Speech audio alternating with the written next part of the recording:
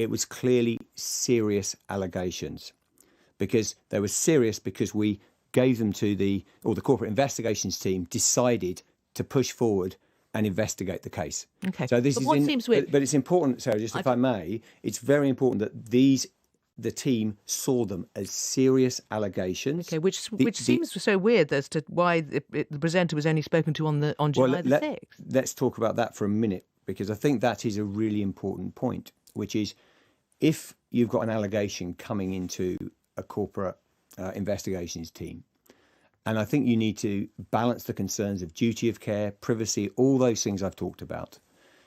I don't think you take that complaint direct to a presenter. If you just work that through, if anything that comes through or any call that hasn't been verified just gets brought in front of someone, what I would say is it is important at that point. I think this is right to validate that, to have our, not just the audit services team, but the specialists talk to that individual, understand their concerns and go through that process. I think that's essential. We have a process where we keep going back, we leave a bit of time and then we go back. So the case was kept left open. An awful lot of time when you consider that was from, the 18th, 19th of May through to last Thursday. Well, as you can see from the timeline, they were contacted.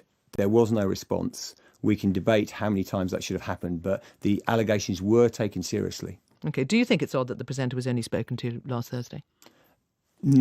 Because what has happened is simple, is that And what was his response when he was spoken to? Has he denied it? I'm not going to get into the specific conversations with the presenter. Have you spoken to him? Personally, no.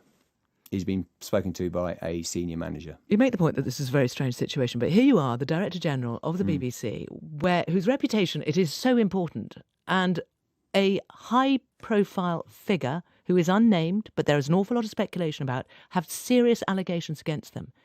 Isn't it a bit odd that you haven't spoken to them? Well, I think it's critical that they're spoken to by a very senior manager. That is appropriate. And I think actually myself as Director General, I'm playing the right role in overseeing the process across it. That I think is the right thing.